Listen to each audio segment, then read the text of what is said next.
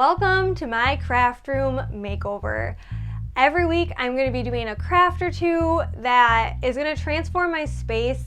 I have been working really hard for the last 6 months to bring everything together, but now there's a couple projects that I really want to help bring my craft room alive. Let's go.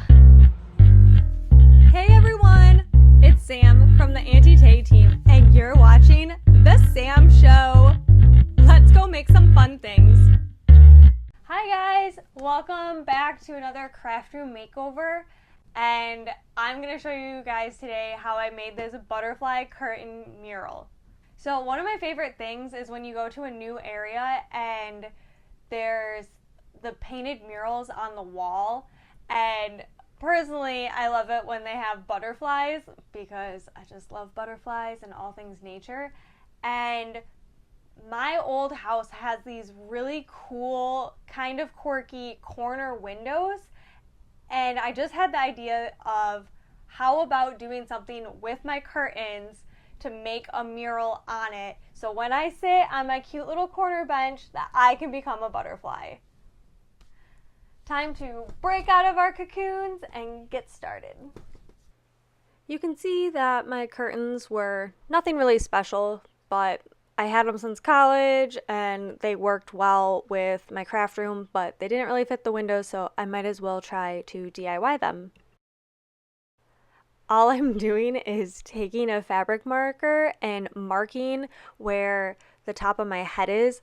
This is just going to help me with sizing and knowing where I want the wings to start coming up in relation to me.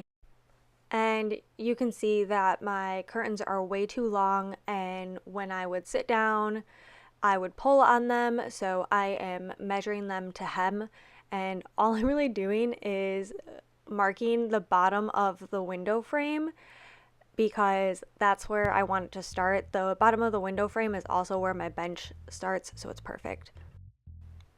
Here's another view of me doing the same thing. It's a little bit easier to see what I'm doing. All I did was let the curtain fall, and I took some marking chalk and just ran it across the bottom of the window frame. Super fancy. And now we're in my basement in my little sewing center I actually took a measuring tape and measured out from the bottom just so they were both equal, just in case I was off a little bit at all. I cut and pinned them, and now I'm just sewing it to finish hemming them. Design space and my laptop could not be friends, and every time I tried to screen record, Design Space would completely crash, but I wanted to try to explain how I size and then slice my images for the next step of the process. First, what I do is I make my design the size that it's going to be. I measured my curtains and measured where my head was, and based on the design, I made it that big. So if it's 3 feet wide from the center, make sure that that's what your design is. After that, I take a rectangle shape and I make it the size of what my longest Cricut mat is, which is about 11.5 by 24 inches. And I take that square and slice it on each layer, trying to get the most of the design as I can so I don't have too many stray pieces. If you have a go-to way for slicing images that are bigger than the Cricut mat, use that for your go-to. That's just kind of how I try to work it out, as you can see by the picture. This is the fabric I decided to go with for the back layer. I got it from Joann Fabrics, and then I got heat and bond. I used the sewable kind because I was being really ambitious, and I thought, hey, I can sew some cool patterns and designs onto this later on, and I regret that. If you want to use fabric, use the non-sewable permanent one, so you don't have to do an extra step unless you want to, but it's a lot of work. So I went and I ironed on my heat and bond, and then I went and measured what the size of my Cricut mat was going to be. Like I said, I like to do 11.5 by 24 on my mat, just because I don't like it when fabric overhangs on my Cricut when I go to cut it. And this is me putting it on my Cricut mat. As you can see, I put it pattern side down with the heat and bond up. Because I'm doing a butterfly and it was a reflection, I didn't mirror on Design Space, but if you do it this way, make sure you mirror it as well. And then I like to take the paper off from the heat and bond because I don't like cutting that on my Cricut.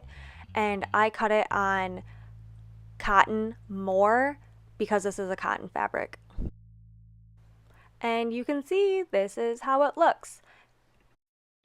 If you didn't want to cut fabric on your Cricut, you could always just cut out the design on paper and then trace it onto fabric. It might be not as wasteful for all the fabric because this is kind of wasteful, but I really hate cutting fabric, especially intricate designs like this, so I'm fine cutting it on my Cricut. I made sure to lay it all out on my curtain before I started ironing it. And I did cut the antenna off. I decided that I didn't want it, didn't need it, so I just cut it off. And then I lined my designs up next to each other so that I was sure that they matched up. And you can see that the patterns didn't repeat because where it was sliced together, I didn't like the way that looked, so I took leftover fabric that had heat and bond on it and just cut out the little flowers and put them in patches that I thought would look better if they were covered with an actual flower. You don't have to do this, but if you decide to go with a pattern that it's a little bit noticeable if it's off, this is a quick fix if it's possible with the design you pick. And because I went with the sewable heat and bond, I decided that I needed to sew it just to ensure that it stays on there for a long time. I figured if I put this much effort into it, I needed to go and sew around all the little pieces that I stuck on so I can enjoy it for hopefully years and years. For the top layer, I decided I was going to go with Caesar Easy Weed HTV because I originally was going to do just a black fabric, and after all the work that it took for the bottom layer, I figured I would save myself some hassle and go with just HTV. And you can see my awesome husband Matt helping me as I trimmed all the excess and I weeded it out, which it's really kind of satisfying to watch it all. This part went significantly faster than the fabric, but I love how the fabric and the HTV look together. I mean, essentially the fabric was like a giant applique, and then the HTV is just added little detail. I would suggest starting in the center and working your way out if you do a butterfly. It would have been easier to match them up in the middle, just in case they were off a little bit. It did take quite a bit of HTV. I think it was over 10 feet. I think it was a great investment. And then one more tip is if you didn't have everything lined up perfectly, just trim it by hand the best you can, and then if you're missing spots, fill it in with scrap pieces cut to size.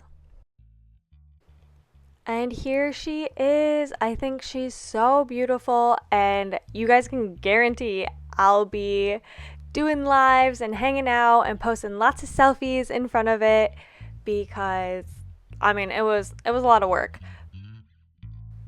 Okay, I have to get one cute pic in real quick. I love it. See you next time, guys.